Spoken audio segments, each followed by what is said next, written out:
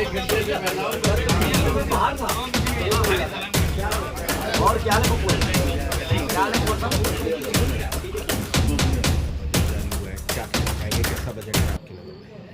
Budget केवल घोषणाएं हैं। और अभी लोकसभा का भी बजट पेश हुआ था, पिछला लोकसभा का भी बजट पेश हुआ, 2 बजट हमारे इस कार्यकाल में लोकसभा के भी पेश हुए। और दोनों बजटों में हम लोगों ने एक बात उठाई थी केंद्र के बजट में कि आखिर उत्तर प्रदेश को क्या दिया। और आप लोग जान के आश्चर्य करोगे, या बहुत सारे लोगों ने अध्ययन किया भी होगा, दोनों बजट भाषण में केंद्रीय वित्त मंत्री जी द्वारा उत्तर प्रदेश का एक बार भी नाम नहीं लिया गया। इसी तरह से यूपी की असेंबली में भी अभी 2 दिन पहले बजट पेश हुआ, यूपी के वित्त मंत्री जी ने भी एक बार भी, अगर मुझे सही जानकारी है तो उस बजट भाषण में कहीं बदायूं का नाम नहीं आया, कहीं आजमगढ़ का नाम नहीं आया, कहीं इटावा, मैनपुरी और कन्नौज का नाम नहीं आया। और मैं समझता हूँ जितने भी इन्होंने घोषणाएं की थी 2014 से लेके 24 तक के 5 चुनाव हुए, जिसमें 3 पार्लियामेंट के 2 असेंबली के, 5 चुनावों में जितना भी जनता के बीच इन्होंने संकल्प पत्र देकर वोट मांगा था, अपने एक भी संकल्प पत्र का कोई भी वादा पूरा नहीं किया। और उत्तर प्रदेश के अंदर इतनी दुर्व्यवस्था है। हमारे एक माननीय सदस्य ने अभी असेंबली में मामला उठाया, 9 लाख से ज़्यादा संविदा कर्मी जो शोषण के शिकार हैं अपने ठेकेदारों के, उन ठेकेदारों द्वारा शोषण हो रहा है।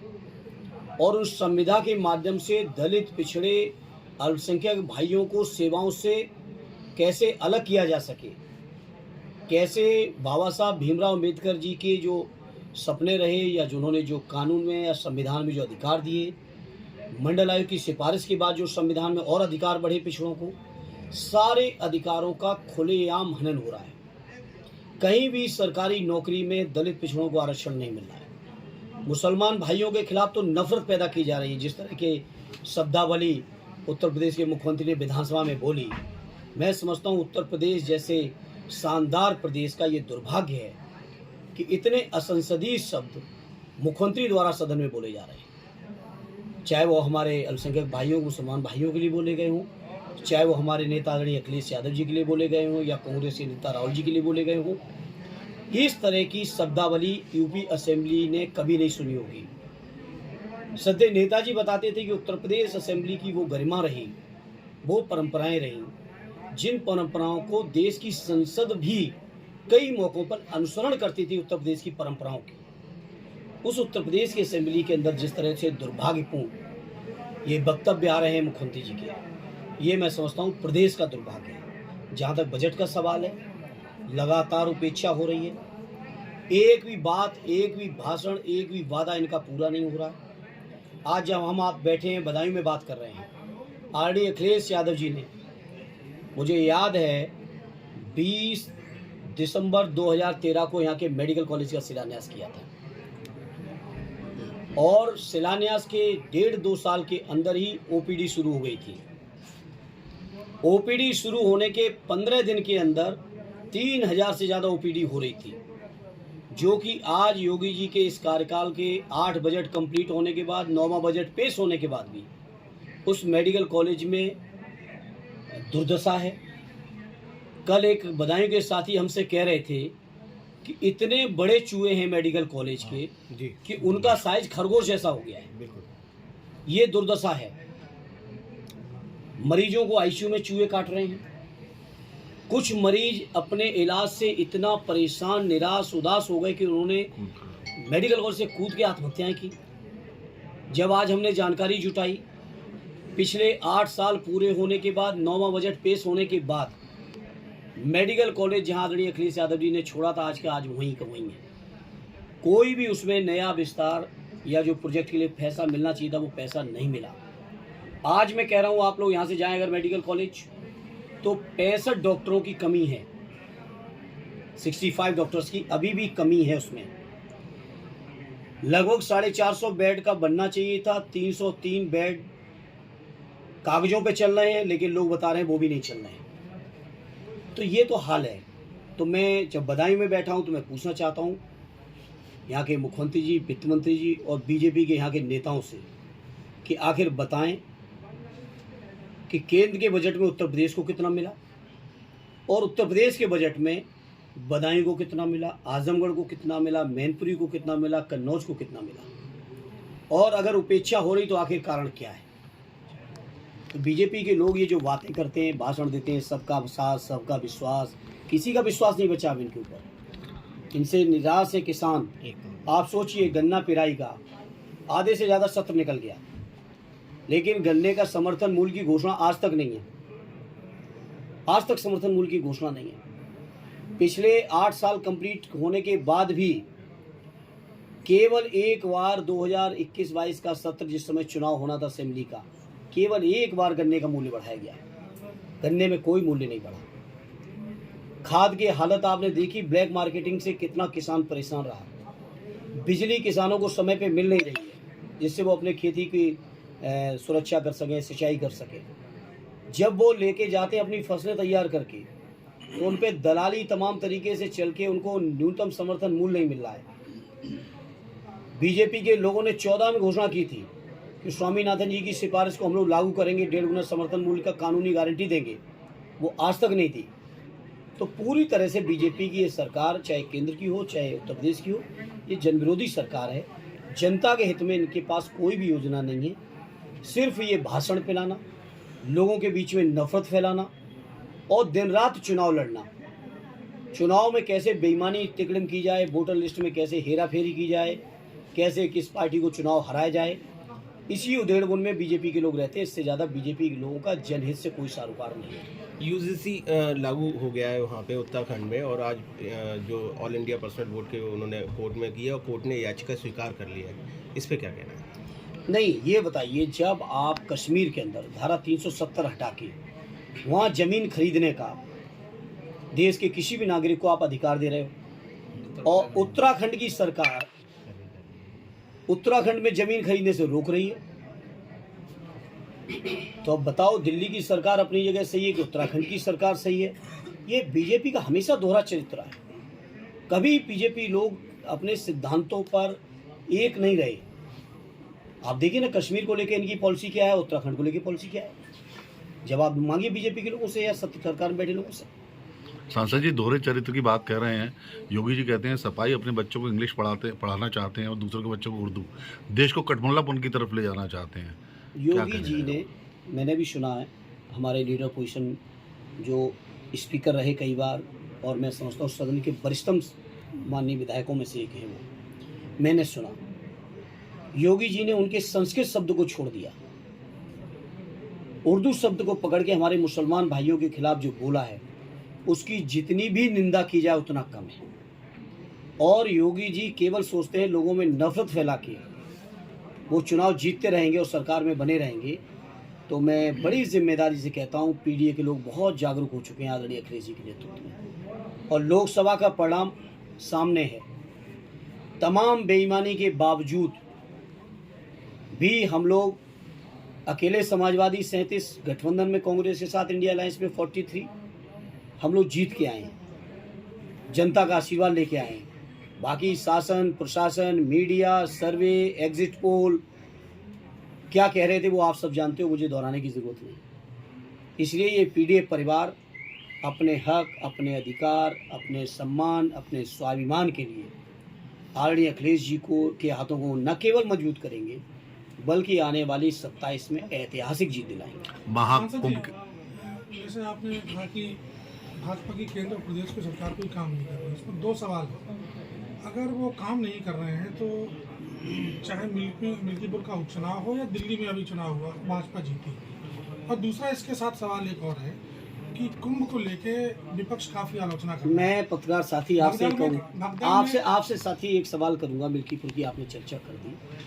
हमारे राष्ट्रीय अध्यक्ष जी ने न्योता दिया था आप सभी को, राष्ट्रीय, अंतर्राष्ट्रीय, प्रांतीय सभी मीडिया के साथियों को कहा था कि मिल्कीपुर के चुनाव को आके देखें। एक आदर्श चुनाव है कवरिंग के लिए।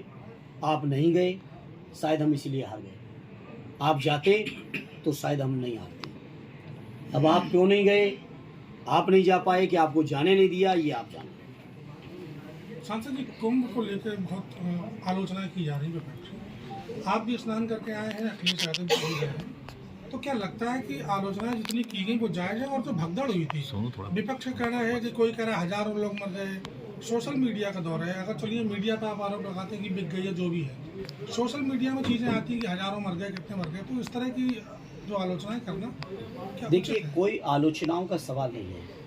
कुंभ के शानदार आयोजन 2013 में हमारी सरकार में आदरणीय राष्ट्रीय अध्यक्ष जी के नेतृत्व में कुंभ का शानदार आयोजन हुआ, जिसको लेके हावड़ के लोगों ने भी सरकार की, उस समय की सरकार की मैनेजमेंट की व्यवस्थाओं की जो भी थी, उनके लिए न केवल तारीफ की बल्कि किताबें भी लिखी गई। हमारे राष्ट्रीय अध्यक्ष जी ने केवल सुझाव दी कि ऐसे करेंगे तो हो सकता बेहतर हो जाए। और जहाँ तक कुंभ का सवाल है, कुंभ आदिकाल से चला आ रहा है। वेदों पुराण में कुंभ का जिक्र है, महत्व है उसका, और अनादिकाल तक चलना है। ये क्यों आप लोग इस बात को सोचते हो कि योगी जी है तभी कुंभ है, या योगी जी को इस बात का क्यों घमंड है कि उनकी वजह से ही कुंभ है? कुंभ था, कुंभ है, कुंभ रहना है। सरकार का कर्तव्य बनता है कि बेहतर से बेहतर व्यवस्था करे। उस व्यवस्था में पूरी तरह से सरकार फेल है।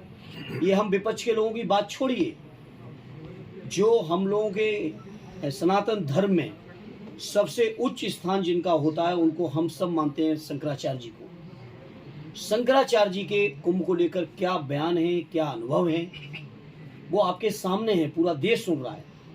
पिछले कुंभ में उनको क्या अनुभव किया उन्होंने, वो भी देश ने सुना है। इसलिए अंतर साफ है समाजवादी पार्टी के आयोजन में और इस आयोजन में। जहाँ तक ये लोग, जब आप सोचो 49 करोड़ 53 करोड़ आज 60 करोड़ का दावा, जब 60 करोड़ लोग आप काउंट कर सकते हो तो डेड बॉडीज काउंट क्यों नहीं कर पाए? और अगर आपने 30 बताई तो मैं समझता हूँ बदायूं से ही निकले एक पत्रकार साथी जो निर्भीक हैं, 58 डेड बॉडीज उन्होंने खुद आपको विजुअल्स दिखाए हैं 4 PM पे संजय शर्मा जी ने। क्या सरकार की तरफ से कोई प्रतिक्रिया आ पाई उस पर? और ये तो एक जगह की घटना है। मैं इलाहाबाद रहा हूँ, प्रयाग में रहा हूँ, मैं पढ़ा हूँ 10 साल।